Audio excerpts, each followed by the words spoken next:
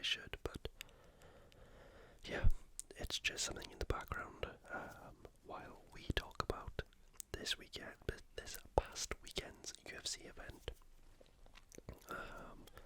So yeah, we've got 20 minutes to do so. So let's get into the UFC event. So the UFC event was a 13 fight card event. There were 7 finishes in the whole event. The main card had 6 fights, and of them 6 fights, 2 of them were finishes. So yeah, not the greatest return on the main event, but the prelims certainly delivered in entertainment factor for sure.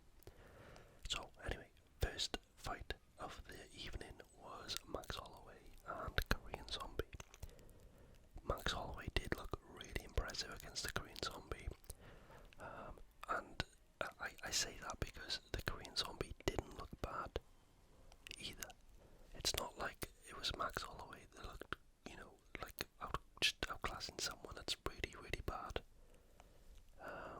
The Korean Zombie looked real game for this fight. But yeah, so Max Holloway did outstrike him 75 to 35. He also did have 2 knockdowns with that as well. The first of the knockdowns came in the second round, and then the second knockdown was in the third round, which ended the fight. He did have a walk-off KO. Let's move this just like that. So yeah, it was a real good fight, back and forth, entertaining as we all know and thought it would be. The Korean Zombie, even though he lost, he almost was like the winner. He had an incredible walkout with that song, and then they replicated that when he left the cage as well. And the reason they done that was because the Korean Zombie actually retired after that fight, and in a great career in UFC. As I said in the video before, it was 10 main events in a row that he had. So, he had an incredibly great career, and yeah, he's a legend to the fans and to the fighters as well. He's a real fighter's fighter. Went for it every time. But Max won. Looked very impressive. So what's next for Max then? What do you think? I mean, could Volkanovski 4 be next? Ilya Topuria? I don't know. He might be fighting Volkanovski for that fight, for the title. Could Max move up to 155 and try and challenge? Some people up there like Dustin Poirier again or Conor McGregor. We shall wait and see. But I want to say I did pick Max to win this one. The co-main event was Anthony Smith and Ryan Spann, where Smith Smith won via split decision. The first round could not have been, the first 2 rounds, could not have been any different. Anthony Smith did look good in the first round. He outstruck Ryan Spann 24 strikes to 10, as well as Gane a takedown on him as well. The strikes in the second round favoured Spann slightly in the numbers. However, if you went off visible damage, Ryan Spann was a clear winner in that round. It wasn't, a slight win at all. It was a clear win. Smith had a very bad cut over his left eye, which caused it to swell up really badly. He was, black and blue straight away. After that round, the doctor had to come in and check it over, and he was clear to fight for the third round. The third round, though, on first glance, was very close. Now, I did watch it in a room full of people who only like 3 or 4 of us were actually interested in the fights, and the rest were just talking over each other. So, I'd be lying if I said I had the best look at the fight at the third round.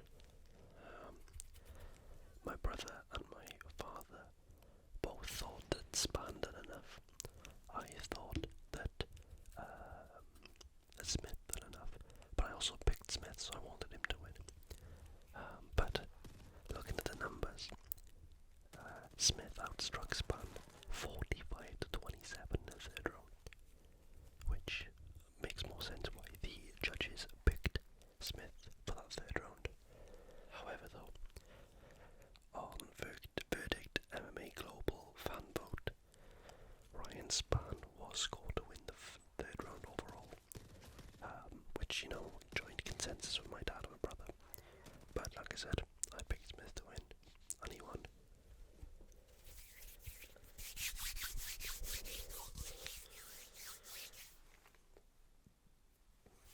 Okay, so the third fight was Gigatse, and he beat Alex Caceres via unanimous decision. All three judges scored the contest 30-27. However, I would say that the fight wasn't as dominating as the score may suggest. Total strikes was 65-62, favouring the Georgian. The verdict MMA fans had Caceres winning the first round. However, the second and third round was picked for the Georgian pretty convincingly as well. That does show, though, that looking at just significant strikes doesn't mean everything, even if there's no actually grappling in the fight, because Caceres outstruck Gigatse in the second round.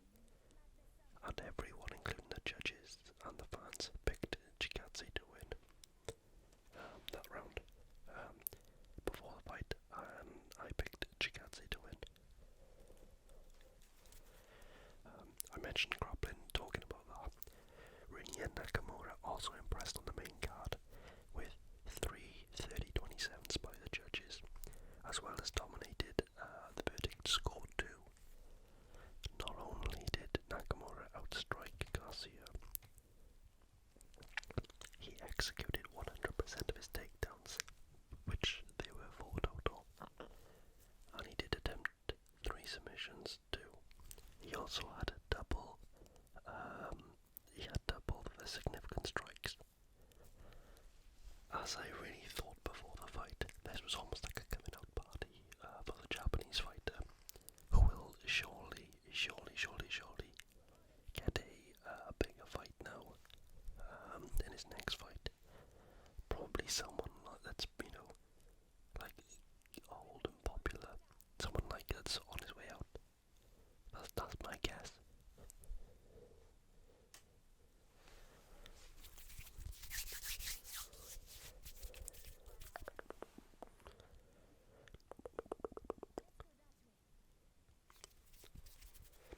So, one of the fights that I mentioned in the thoughts and predictions video, in particular, that I was looking forward to, was Erin Blanchfield versus Talia Santos.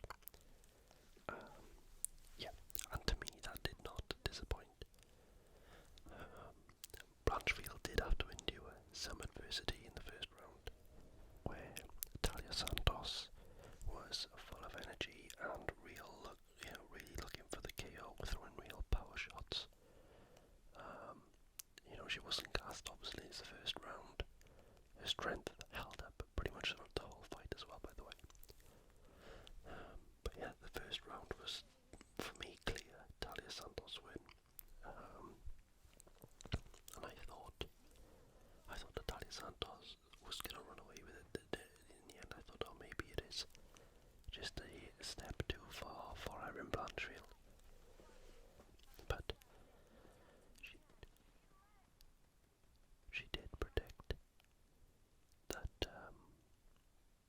she predicted that, Talia Santos will gas out. Erin Blanchfield did.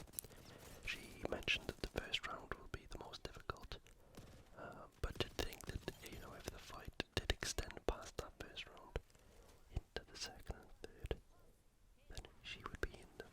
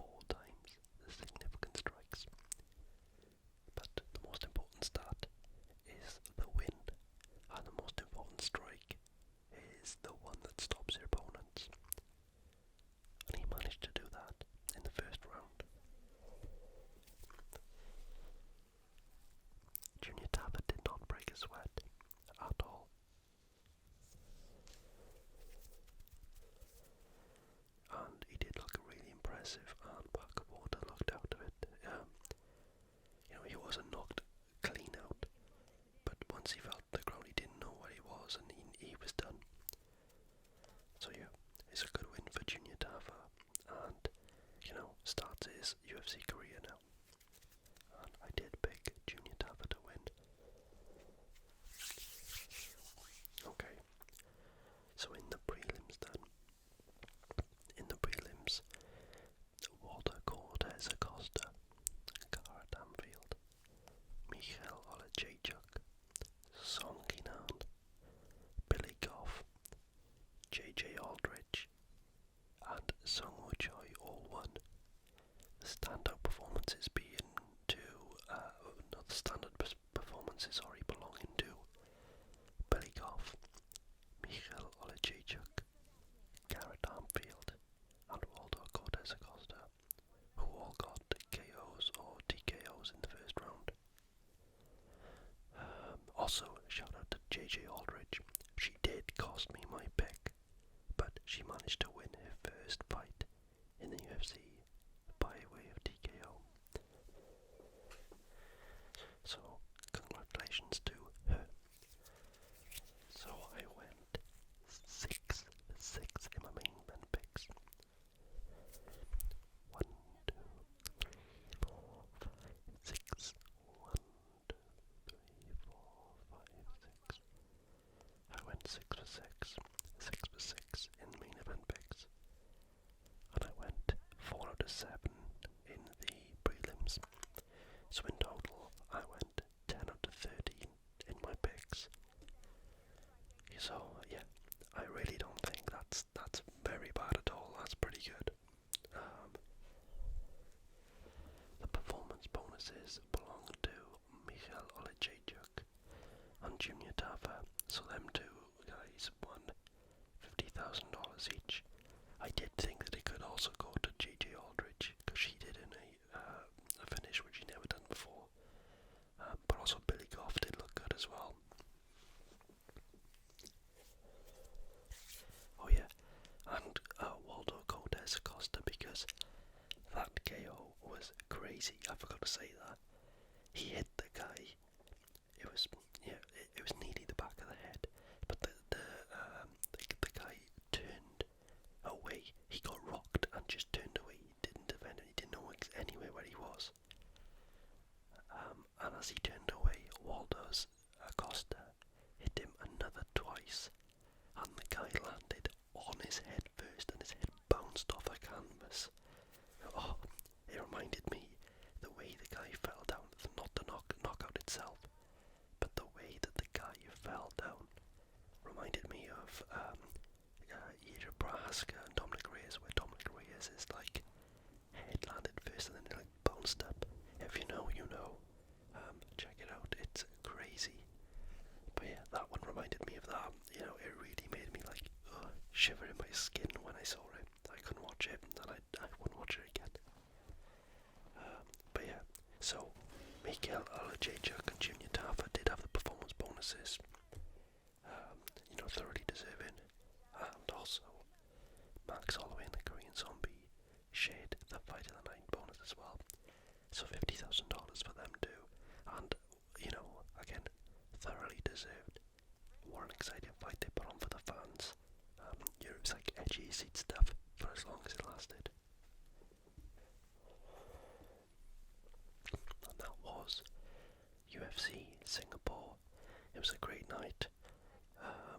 It was nice to watch it during the day and not during the night for a change. And the UFC is not coming back to the USA. Next up, we do have UFC Paris this coming week. And then followed that, then we have UFC in Australia, isn't it? Yeah, Sydney. So UFC is not in America for a good few weeks, which is a nice change. And, about time as well after COVID. So yeah, next week, or this coming week, we have UFC Paris. And the main event is none other than Gane, who's taking on the surgeon Spivac. So please expect a video of my thoughts and predictions of that later this week. And that is it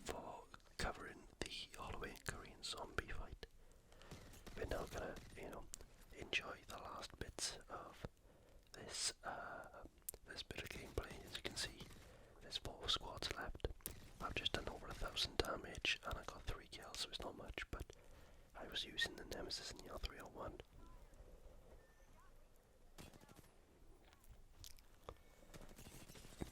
There we go, and that's the Bangalore down, so now I got 5 kills, 1200 damage, and now there's 3 squads left, and I'm the only one of my squad.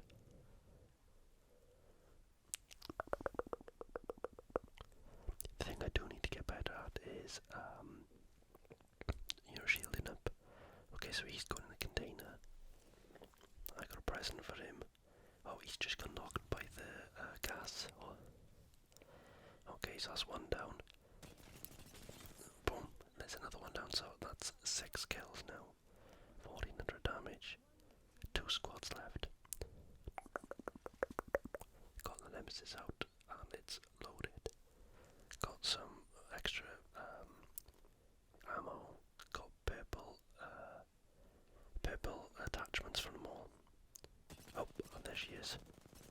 There's lifeline and hipfire. Boom. You are the champion.